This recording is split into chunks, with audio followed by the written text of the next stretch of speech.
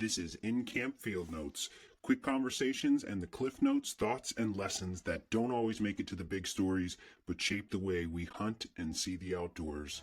This is In-Camp Podcast. All right. We are back with the In-Camp Podcast and a return guest because he was a favorite from ONX, the man himself, Jared Larsen. What's up, dude?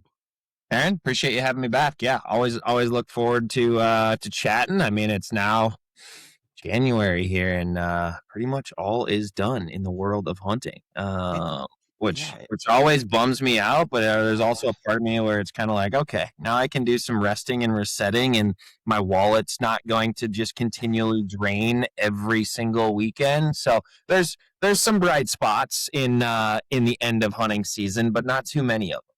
Yeah, it is always kind of a little bit of a bummer because you kind of like, you're not going to make any more stories and the sun's going to come out. I get like the opposite seasonal affect disorder, Oh yeah, no, 100%. Winter is definitely, I don't have a problem with the gray or the cold or what have you, but I have a problem with, all right, now what do I do? What do I do with myself? I'm a little angsty. I'm a little bit of a high strung personality, and I don't do well not being outside doing something. I mean, even last weekend, like I knew I wasn't going to catch a single fish because the conditions were pretty terrible, but I was like, you know what? I'm going to go to the river and I'm going to get my trout spay rod out and I'm just going to go stand in the cold water and swing some flies because I need to do something with myself. Yeah, my wife is always like, whenever I get a little cranky, she's like, "You haven't been outside for a while, have you?" You got me there. You're on to something, honey. You're on to something. So what I want to bring you on today was, everybody that listened to your episode that I did with you about the late season and kind of the quirks and pops of ONX with late season deer hunting. People really loved it, man. I did too. I learned a lot. So I wanted to kind of have you back on and pick your brain. You are a natural born deer killer. And it's probably because you were like one of those college kids that ate macaroni and cheese and had a free ONX subscription every week, So, so what I want to know is when we're going to go kind of like your start to the proverbial postseason scouting. Where do you start and what's important to you when you're starting? Yeah. So, I mean, the first thing I always try to keep in mind, which becomes a little bit hard at times, is you shouldn't go out there if the conditions are unfavorable for critter survival. I mean, that's always something I try to take into account. Like, yeah, it might be late January and it might be a beautifully sunny day, but if it's only 5 degrees out, probably not in those deer's best interest for you to go romping around, pushing them around, or if you have deep snow. So I always try to take into account like the deer's well-being when we're talking about winter scouting, especially in the northern latitudes. So first and foremost, I definitely wanted to mention that and just be like, pick a day where it's 35 and sunny, or it's much nicer out with more favorable conditions.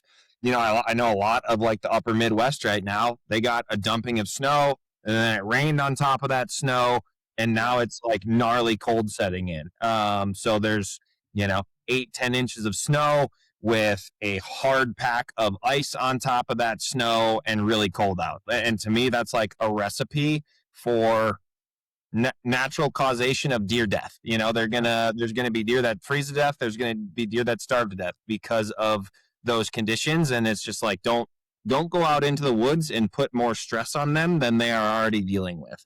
But beyond that, a lot of my winter scouting, and I think a lot of people's winter scouting, is it's like you're not taking an out-of-state trip to go do winter scouting by and large. Yeah. You're probably like scouting your backyard, your, semi-familiar haunts. And so for me, as somebody that does a fair bit of travel, I really try to frame my winter scouting in what am I looking for in regards to when I'm going to be hunting here. And so with that, I really try to key in on bedding areas, because a lot of the hunting that I do near home in Montana here happens in October, because I'm typically on the road in November, bopping around from state to state. And so with that, I certainly revisit old familiar places a pretty fair amount, because you never know as much as you think you might know. And then, I also try to explore a new spot or two every year just to see if I can learn a little bit more. But eventually, I think there becomes some point of lost return on continuing to explore new places if there are places that you already have in your back pocket that are productive. And productive has a different definition for everybody, whether that's you've seen a lot of deer there, or there is good bucks there. If you're seeing a lot of deer in an area, you're probably not too far off from a good deer. All these deer have the same general needs. Yes, a mature buck, exponentializes some of those things like security cover and exit routes and less pressure. But I think you're often better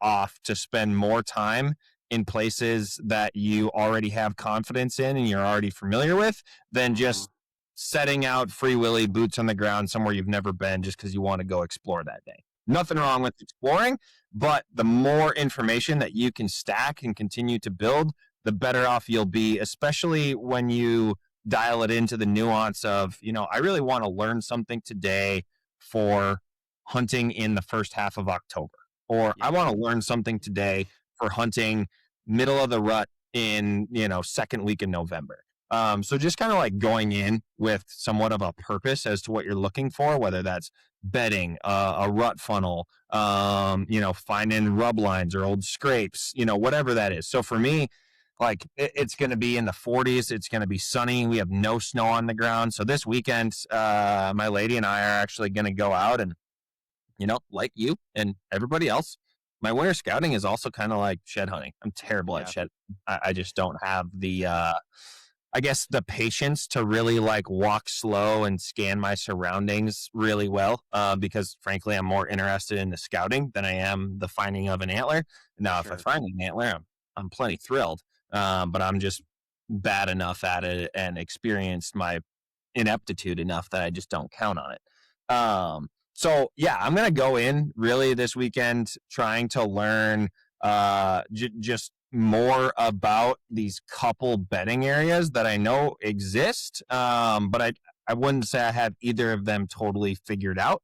And so really what I'll start to do, especially in bedding areas, I mentioned it the last time I was on, is the tracker is the most valuable tool within ONX, as far as being able to understand what you've covered, what you haven't covered, and then what's important. Like it just helps you recall what you were looking at, what you were doing in that moment, in that instance. And then the other thing I'll do typically before I go out is if you drop a waypoint, there's a few waypoint tools that you can add to a waypoint. So you can either add like optimal wind or current wind direction. And then the other one is you can add a radius to that waypoint. Okay. And so I think a lot of people, when they set out to scout, they try to bite off more than is actually feasible to chew. I do this at times, used to do it a lot more often, but it's like, okay, I got 200 acres. I got to go walk these 200 acres today. And that can be effective. You can certainly learn a bunch doing that. But I try to dial it way deeper, and I'm going to go really learn about this 20 acres or this 15 acres. Because on 200 acres, you kind of end up with just a sporadic line, and you've absolutely covered just a very small portion of it in reality. And so just breaking it down into a smaller, much more digestible chunk, and, sometimes it feels silly when I'm doing it, but I'll almost sometimes grid that 20 acres when I'm scouting. And I guess that gives me a little bit more confidence that I might find a shed. But, when you're doing that, you come across things that, ordinarily you would have missed if you just walked the main thoroughfare trail through that bedding area. Yeah. You get off 10 yards this way, 10 yards that way, rinse and repeat the process. And you find these little tucked away nooks and crannies of, oh man, like there's a very clear buck bed over here. I would have never seen this patch of rubs because the main trail through here's 40 yards off to my west or whatever it is. So really just like honing in on a specific area, cutting down the size in which that you plan to really explore, and rather than look at it as exploring, like you're trying to understand it, and then working backwards and just, again, understanding when you are scouting for and what you're looking for to try to better yourself for that given time period. Yeah, I mean that totally makes sense, man. And because it is one thing that we all do, I think, as deer hunters. Like you kind of you look over there and you see a rub and you want to go check it out, and then you see one and you're kind of like you go down a big rabbit hole without a game plan before you go most of the time. Yep. And that's one hard thing with picking a new place. So I love. I am very similar. Like I like to build off of stuff I already know, and I don't think I've taken it. I probably, listening to you with this, with the ideas with the waypoints, optimal wind and a radius is a really great idea. And I think I have optimal wind turned on some waypoints, but honestly, that's something you really want to know when you're scouting a bedding area. Like 100%. Yeah. it, I mean, like the two bedding areas that I plan to look at this weekend, one basically, if I have anything with east predominance, it's perfect. North predominance, I can make it work. And then the other one is, and I hunt that one in the mornings. I get in early and I am there before they get to their bedroom. And then the other one, interestingly enough, is kind of the exact opposite, even though they're actually in reasonably close proximity, within a mile of each other. And that one, I'm really looking for a west predominant wind, and I'll slip in there really only in the evenings, just due to the access that I have on these two different areas. And so it actually plays out pretty well. And oddly enough, there's a buck, just a big, clean 8-point this year. That, running cameras, I've known about him for a couple of years, and this year, I mean, he really blew up into something that I really wanted to kill. And I had one encounter with him in the bedding area that I kind of need a west wind in the evening, and got those conditions and got in there, and unfortunately, I had like a 2-mile-an-hour west wind, and it ended up swirling a little bit, and he caught my scent after he got up out of bed, and he was at like 70 yards, and I don't think he was coming to my tree that day anyway. But like even then, I learned something from that sit that I will go explore. I haven't been in there since that hunt. But I'm going to go explore kind of that trail that he took out there, because it was not the trail I expected him to take. Of course it wasn't, because he didn't walk by me. So I have like a tree in mind that I want to go look at. I want to look at that trail that he came out on. He was actually bedded in there with like 3 other bucks that went out a completely different trail. All 3 of the smaller bucks followed the same trail out, and then he came out of a different spot. And so I just want to like go in there, explore, and try to figure out why he was where he was and why he went where he went. Obviously, he is a mature buck. The other 3 were just little scrappers, and they generally don't do the same thing as their younger buddies that they like to hang out with in October there. So, like, I have a hunt in mind that I really would love to have back, that I am going to try to go make right now 3 months later, to hopefully learn just enough to be just a little bit more dangerous this coming fall. Yeah, absolutely. So you said about we're talking about building on areas that you've already known and you've built history on. That's really how you make consistent success. But what about when you do want to check an area out that's new at home? What what makes you want to go check that new area out that day? Because, usually when you find a new area, my rule of thumb is I know I'm going to check this out. It's probably going to take me a couple of years till I figure it out, unless I get right into something. But what makes you pick that area, And then what are your goals for when you get there? Are you kind of breezing over it to get mildly familiar, or are you kind of digging deep right away? Yeah, no, honestly, I have never done overly well from a winter scouting a new area to like clear success because of that winter scouting. And it's again, most of my winter scouting, I return to more familiar areas to better myself. But same reason you talked about, I get myself in trouble with new areas, just like everybody else, because I want to see what's around the next bend, what's over the next knob. It's like I, I have a desire to go see more than I have the fortitude or patience to focus on the learning aspect of it. So generally when I go to a new area, it is, I go, a mile wide and an inch deep versus a mile deep and an inch wide.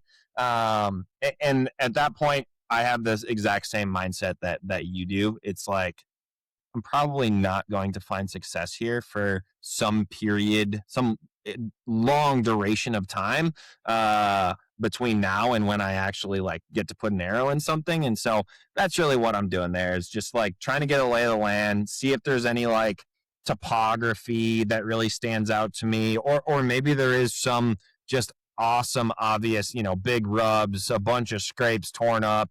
Maybe it just, screams big rut funnel if there's a lot of dough bedding. Or the other thing that I'm always looking at on new areas is edges, like property boundary edges. I don't think it's a secret that if you're a public land hunter, private property edges are your friend. That is where the better habitat generally is. That is where more management inevitably happens. It might still not be good management, but probably more still than the public land. And so if I'm going to key in on an area of a new piece of ground, I generally start around the edges of the property to see, what is coming to and from the private ground there. And then, like I talked about on the last podcast, the other thing I do on an unfamiliar area, and I'll do it on a familiar area too. I'll do it in the bedding areas that I go to this weekend. But in an unfamiliar area, I'll find as many deer trails as I can, and I'll sit there with my phone in my hand right in front of my face,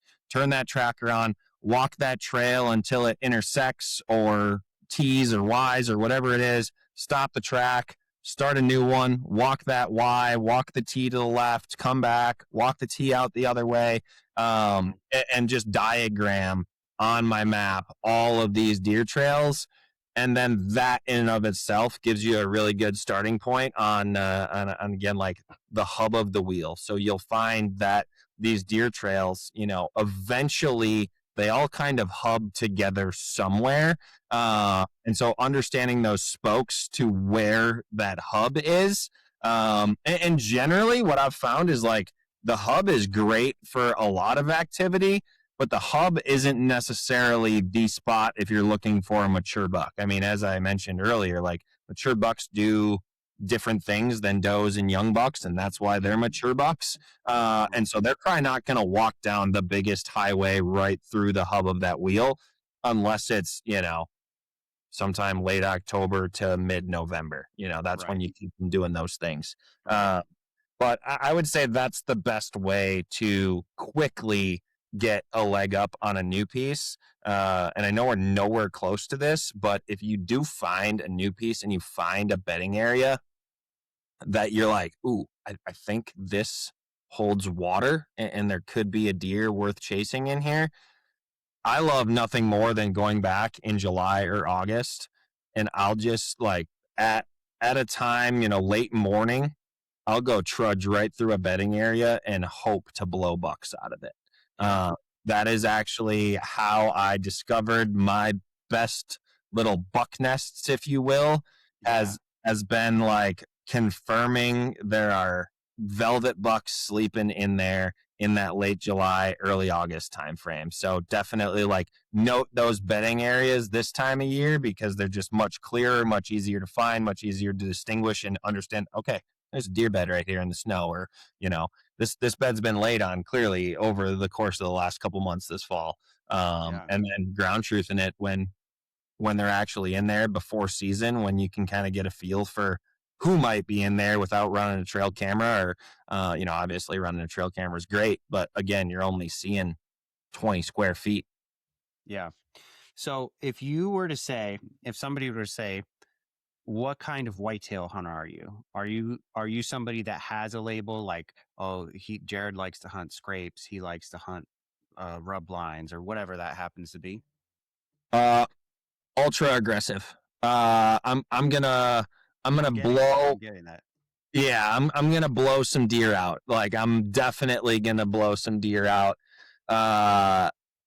And that's just something that I kind of accept, because I'm also kind of like a catch me if you can. Like, there's not a single tree across the country that I'm gonna hunt more than maybe 4 times in a season. Yeah. And honestly, 4 would be a lot. It's probably more realistically like 2. Yeah. And so it's like I pick my sits very consciously. And again, like, yeah, going to hunt a bedroom, if you have a manicured property and you have 200 acres and you have neighbors that hunt, you're probably not going to use that advice to go slip in there for a morning hunt in Right. mid-October. But again, it's like, I don't have like one piece of ground that I get to play deer god, as I like to refer to it as. So, I'm just out there on public land, bouncing here, there, elsewhere, and it's been a labor of love, understanding and getting to learn enough different chunks of ground in different states and different areas that I'm able to kind of hunt that way and be aggressive and still find success, because I've spent a lot of January, February, March, July, August weekends walking around and learning. Yeah. So to be ultra aggressive, you're talking about making a network of trails and kind of having that marked on your ONX. And you did mention that the hub is not the best place to maybe not the best place to find a buck every time. So if you don't, you have like the established bedding, and you talked about, going through there and hoping to bust bucks out. How are you marking and picking trees along these trails and routes that you've found when you've made this network? Yeah. So, I'm a saddle hunter. So, by and large, there are times I definitely run a tree stand. But so, like, I generally am pretty confident that I can get into just about any tree, so long as it's got a 4-inch diameter. Mhm. 4 might be a little. I mean, I've definitely hung in some trees I shouldn't have hung in. But maybe we'll say 6. Yeah, I was gonna say 4. I would definitely be back on the ground as soon as I get up there. Well, and the problem with those is they might support you, but boy, if you breathe, you're looking like a freaking, giant squirrel and the whole tree moves. But I mean, like, I hung a set in Iowa this year, and my brother killed a mid-60s deer out of it, and I promise you, it was not a single inch over 6 inches of diameter. It was just like the only tree, that was where it had to be. It was in the spot, and it worked. But so, yeah, I mean, when I'm walking these trails looking for trees, I definitely am paying attention to, what is the predominant wind direction in the fall. So, like, around here, around home, we get south winds more than anything else, mostly because of the river corridor that I live within. And so, I'm definitely taking into account that 6 to 7 out of 10 days in the fall, we're getting a south wind. So, I'm using that not only from all right, where does my tree have to be?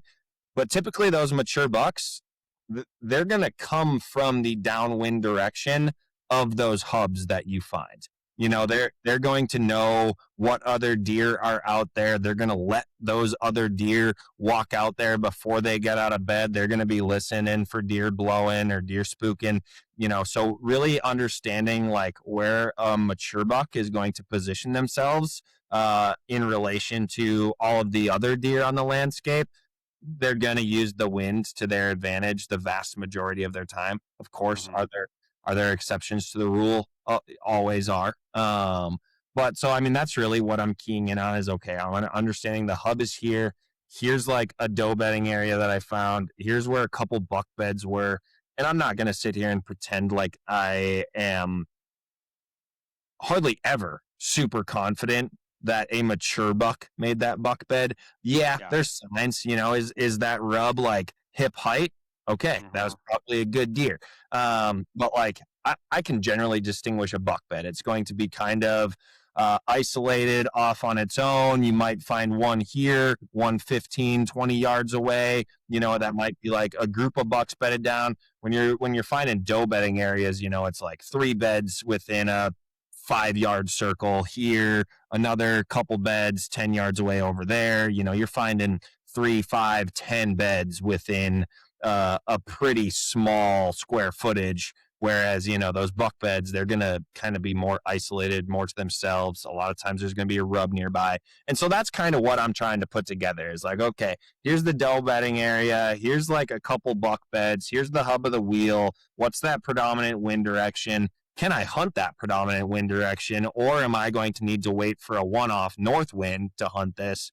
And so it's just like starting to put all those small pieces together, and eventually you put enough small pieces together and the big picture starts to come together.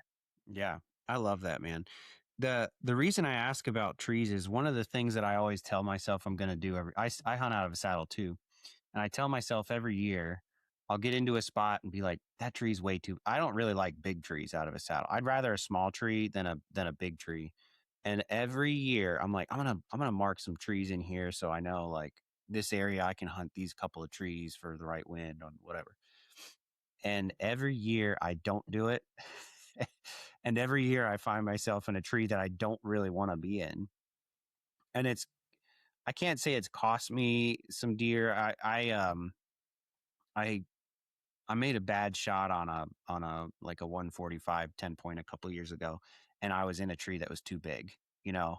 And I'm not going to say the tree cost me. That would be kind of silly to blame the tree, but it wasn't my ideal situation. Like I got in, climbed a tree, ended up being in a tree with a hole in it, and I put my hand over the hole put my to clip my tether on, and as soon as I put my hand over that hole, a squirrel ran out the hole and over my hand. And Oh, shut up. it was dark. So I was like, what? Like all my shit's on the ground. And I'm like, oh man. I'm like, well, it's gonna be like 25-mile-an-hour winds. I can't sit in this tree. So I like climbed down out of the tree. Now I gotta find a different tree. It's almost like, I'm like rushing around. And like I said, if I would have had, there were probably 4 trees when it got light. There were probably 4 trees I could have gotten in there that would have been a better choice.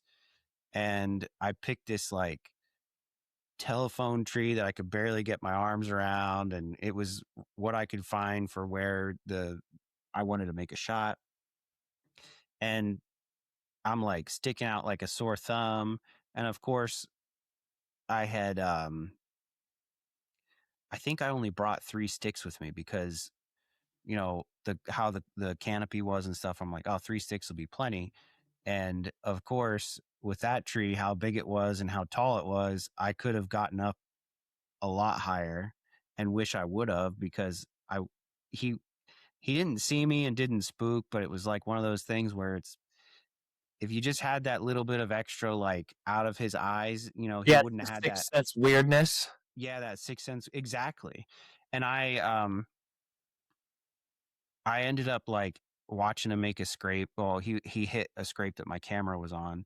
And this is like a testament to ONX. This is an area that we had scouted so much before we went in there, and then found like a real good, real good like light ditch through this Yep. on the edge of a point. And this deer was making a scrape.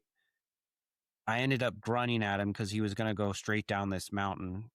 Ended up grunting at him. He turned, and I'm like, he's going to be in my 20-yard lane. And I'm like, get ready.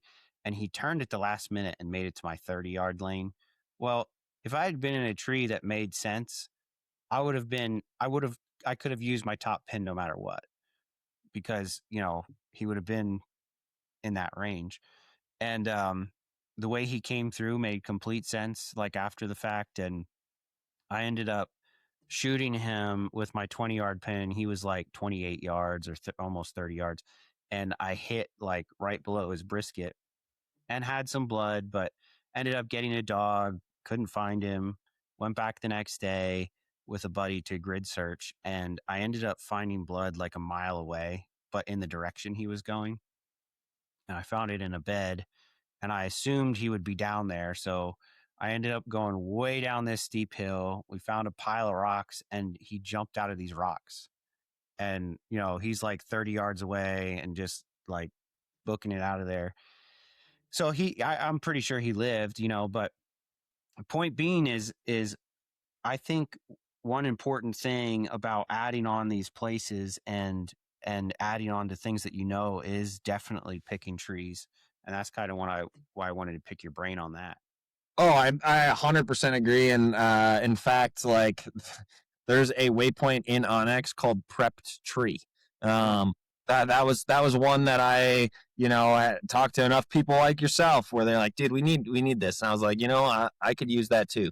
And so I do definitely drop some prepped trees like you, not enough. And what I always do when I drop those is I'll add a photo to that waypoint. So you can add photos to waypoints there. Yep. And I'll kind of just like take a picture. I'll usually put my hand up, put my finger on the tree that I'm intending, and I'll take a picture. Sometimes I'll even do it from a couple different directions because 6 months later in the dark, it's still sometimes hard to find that tree that you're like, you have a dang waypoint, you have a picture of it, and, just depending on what the stem count is or what have you in that spot. But totally agree that picking a tree first time in a spot in the dark generally doesn't go that great.